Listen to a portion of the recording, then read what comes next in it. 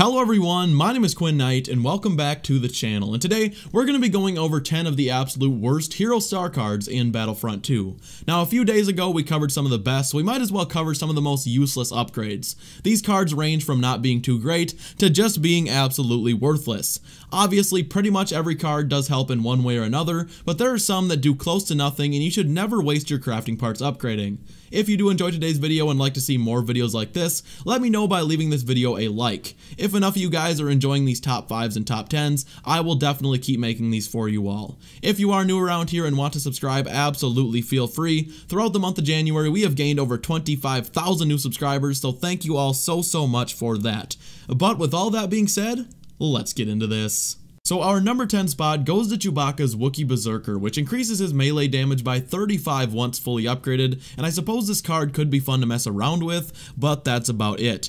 Chewbacca has so many amazing star cards, I would never recommend you ever touch this one. The increase, even after you've invested hundreds of crafting parts to get it to epic, is only 35 damage, which is going to make close to no difference against heroes, and still isn't going to give you one-hit kills against most infantry. Chewbacca is a ranged hero, you'd be way better off just shooting them with your bowcaster, and you don't want to be running around meleeing people anyways, as you're pretty much asking to be vanguarded or quickly taken out by a lightsaber wielding villain. Coming in at number 9, we have Leia's Optimized Shield Deployment, and this is just another star card that is completely pointless. This upgrade allows Leia to place her shield down more often. It doesn't let her place down more than one shield, it just lets her squad shield recharge a little bit faster. If you've ever played Leia, you will know this is pretty much a huge waste of a star card slot, as her squad shield's recharge time is already very quick, and you'll never find yourself without your shield ready to go. Her shield is something you want to place down really strategically, and it always lasts way longer than the recharge time, so another one is always ready to go before the old one loses its health.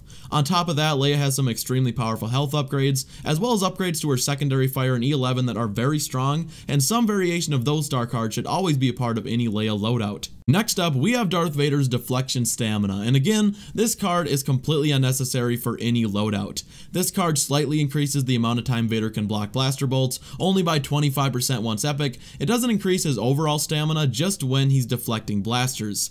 If you played Vader a lot, you will know he has extremely high stamina, and running low on stamina while blocking blasters is pretty much never an issue, and on top of that, one of his 3 abilities gives him unlimited stamina. If you have this card and don't have any other cards or the crafting parts to upgrade others, this can't hurt, but Vader is another hero that just has so many good cards, and this one is by far the worst. Vader definitely has his weaknesses, but stamina is not among them. Han Solo's All In takes our number 7 spot, and this card is just kinda stupid. For each defeat with a shoulder charge, the time will be reduced before you can use your own shoulder charge again, starting at 20% and capping at 50, and this card is just not good for so many reasons. I am a Han Solo main, and first of all, the shoulder charge already has a very quick recharge time, and only takes a few seconds before it can be used again. Second, Han is not a hero you want to be up close and personal with. The only time you want to be using a shoulder charge to kill people is if you're absolutely desperate. It only deals 75 damage and will not one-hit kill anyone who has full health. Third, I can count the amount of kills I've actually gotten with shoulder charge on one hand, mostly because I don't use it to kill people. I use it as a quick escape when you combine it with his damage reduction while using it.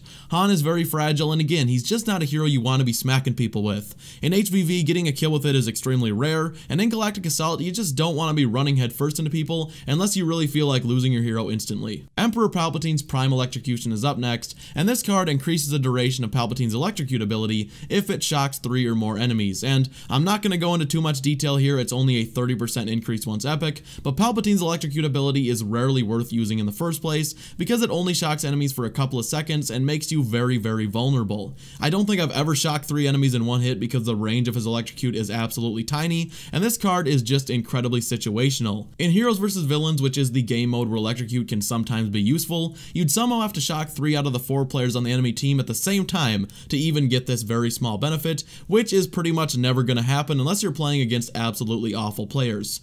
Palpatine has much better cards. Do not waste your time with Prime Electrocution. Alright, we are into the top 5, and taking the next spot on our list, we have only pawns, and it was tough deciding which of Phasma's staff upgrades was the absolute worst. I tried to limit myself to 1 card per hero. This card increases the rate at which her staff recharges for 5 seconds after you get a kill with her staff.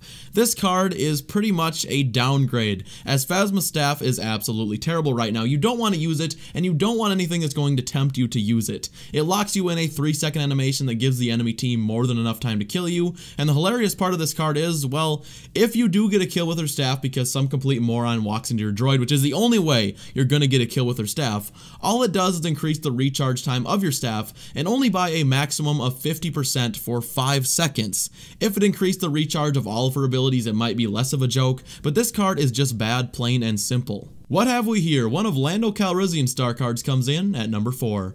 Welcome to Cloud City gives you a 15 to 30% thicker and larger smoke grenade. Now, I don't know about you, but Lando's smoke grenade is perfectly fine for me as it is. It's not a very good ability for a hero, it's literally just a smoke grenade, but it does its job well enough. And you already can't see through it whatsoever. If you're going to upgrade Lando, his smoke grenade is the last thing that needs any amount of help. He has some absolutely amazing upgrades for his health disabler and his sharp shot.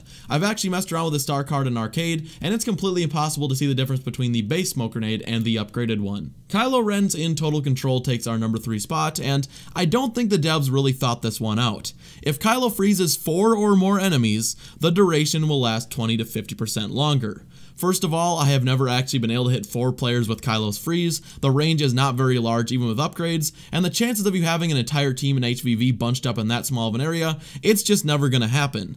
That's not where the biggest flaw comes through though. If you play Kylo very often, you will know that the second you actually deal damage to someone, the effect goes away anyway. It's not like Chewie's shot grenade where you can kill them while frozen. The second you deal any damage, it just goes away instantly. So the duration doesn't matter. All that matters is you freeze them and get to them. So this card is ultimately pointless. It really serves no purpose whatsoever, and it comes in at number 3. Our number 2 spot goes to Iden Versio's Hot Swap, which again, this card just boggles my mind. It reduces the recharge time of Iden's Pulse Cannon, and Iden's Pulse Cannon doesn't work like a regular ability in the first place. You can feel free to use her Pulse Cannon as long as you want to, just like her regular weapon. It isn't a timed ability, it's just a secondary weapon.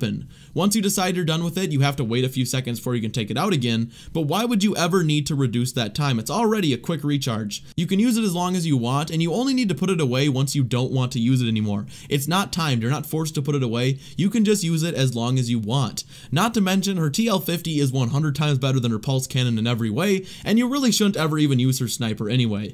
Guys, don't use this card, literally any other upgrade would be much better.